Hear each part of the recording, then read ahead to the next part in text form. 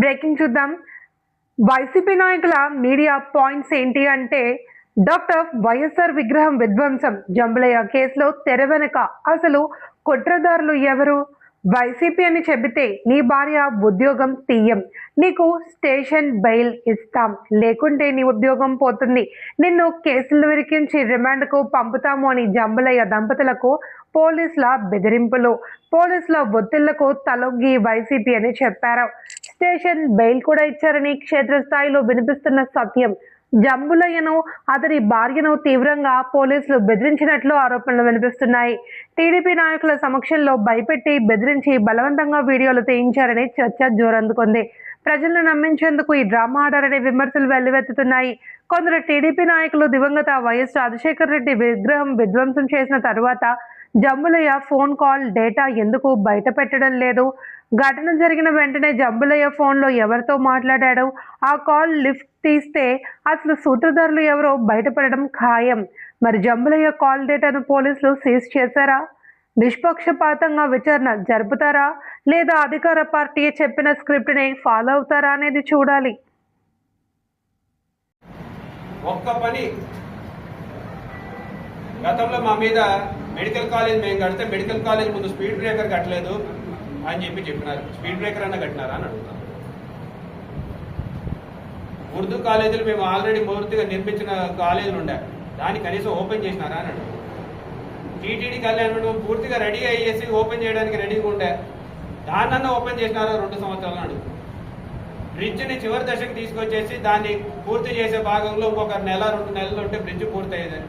2 సంవత్సరాలు పూర్తయింది, దానన్నా పూర్తి చేసినారా అని అడుగుతున్నాం. కలెక్టర్ కాంప్లెక్స్ ఎదురుగా ఆర్ఆర్ఎస్ రోడ్డుని 18 కోట్ల రూపాయలతో ఆ రోజు మేము శాంక్షన్ చేయించేసి వర్క్ స్టార్ట్ చేసినాం. 2 సంవత్సరాలు దానన్నా పూర్తి చేసినారా అని అడుగుతాను. మెడికల్ కాలేజ్ని తీసుకొచ్చిన మెడికల్ కాలేజ్లో ఒక్క బిల్డింగ్ అన్నా 2 సంవత్సరాలు ఒక్క బిల్డింగ్ అన్నా పూర్తి చేసినారా అని అడుగుతాం. 6 టర్మ్స్ సీనియర్ మోస్ట్ మంత్రి నియోజకవర్గానికి ఏం చేసినారంటే ఏం చెప్పుకోలేనటువంటి పరిస్థితి. తెలుగుదేశం వాళ్ళని అడిగితేనేమో ఎంతసేపు ఉన్నా సరే గొడ్డల పార్టీ, లేకపోతే అది ఆడ చేసినాడు, ఇది ఈడ చేసినాడు. మీరేం చేసినారు చెప్పండి సార్. మేమేం చేసినాం? మేము చేసినామా చేయలేదా ప్రజలకు తెలుసు. మీకు ఓట్లు వేసినారు, మిమ్మల్ని గెలిపించినారు.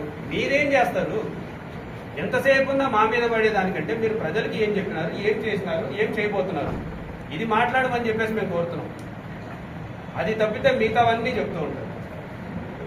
ప్రతి దాంట్లో రాజకీయం. మతిస్థిమితం లేని వ్యక్తి చేసినాడని చెప్పేసి ఫస్ట్ ప్రెస్ పోలీసు వాళ్ళతో చెప్పిస్తారు. నెక్స్ట్ మినిట్ పైన పార్టీ నుంచి ఒక లైన్ రాగానే చిలక పలుకులు పలుకుతారు. అందరూ ఒకటే స్టోరీ, ఆడ నుంచి అదే స్క్రిప్ట్ అట్లనే కూర్చొని ఎవ్వరు కూడా కదలకుండా తల తిప్పకుండా అట్లనే ఆహా ఇదే స్క్రిప్ట్, ఓకే గొడ్డలి పార్టీ, జీ అంటే గొడ్డలి, విశాఖపట్నంలో జీ అంటే గొడ్డలి, ఇదే స్టోరీ. ఇప్పటికైనా మేల్కోనండి. 2 సంవత్సరాల్లో మీ ప్రభుత్వం వచ్చిన తర్వాత మీరేం చేసినారు? 2 సంవత్సరాలకు మునుపు మీరు అధికారంలోకి రావడానికి చెప్పినటువంటి హామీల్లో మీరు ఎన్ని నెరవేర్చినారు? సూపర్ 6ని ఎంతవరకు అమలు చేసినారు? గతంలో ఇచ్చినటువంటి పెన్షన్లకి ఎన్ని అదనంగా ఇస్తున్నారు? గతంలో ఇచ్చినటువంటి రేషన్, ఇంటికాడికి తీసుకెళ్లి ఇచ్చిన రేషన్ని ఈరోజు మీరు ఏ విధంగా పంపిణీ చేస్తున్నారు? ఎంతమంది ఉద్యోగాల్ని కల్పించినారు, ఎంతమంది ఉద్యోగాల్ని పోగొట్టినారు? దీని గురించి మాట్లాడమని చెప్పేసి నేను తెలుగుదేశం నాయకులందరినీ కూడా కోరుకుంటూ, మరి ఈ కార్యక్రమాన్ని వైఎస్ఆర్సీపీ పార్టీకి సంబంధించిన కార్యకర్తలు, నాయకులు అందరం కూడా ప్రజల్లోకి దీని మీదనే మాట్లాడదాం. ఎందుకంటే మా నాయకుడు ఒకటే చెప్పినాడు, దుర్భాషలాడాల్సిన పనుల, అడ్డదిడ్డంగా మాట్లాడాల్సిన పనుల, నోటికి వచ్చినట్టు మాట్లాడాల్సిన పనుల. సబ్జెక్ట్ మీద మాట్లాడదాం, సబ్జెక్ట్ వరకే మాట్లాడదాం. రాజకీయాలు అంటే మళ్ళీ తిరిగి ప్రజల్లో ఒక గౌరవం పొందేలాగా మాట్లాడాల్సిందిగా మా నాయకుడు చెప్పినాడు. వైఎస్ఆర్సీపీ తరఫున మేము అదే పాటిస్తాం. మీకేమన్నా మీ నాయకుడు ఏ విధంగా చెప్పినాడో మాకైతే తెలీదు. మీరు కూడా మాతో ఏకీభవిస్తారని మేము అనుకుంటూ, మరి నాయకులు, కార్యకర్తలు అందరం కూడా ప్రజల్లోకి దీన్ని తీసుకెళ్లాల్సిందిగా, ఏ రకంగా అయితే యువతకి, మహిళలకి, రైతులకి అన్ని రంగాలలో ఏ రకంగా అయితే అన్యాయం జరిగిందో ప్రజలకి వివరించాల్సిందిగా మేము మా పార్టీ నాయకులు కూడా కోరుకుంటూ ఈ అవకాశం ఇచ్చిన మీ అందరికీ కూడా ధన్యవాదాలు తెలియజేస్తున్నాను.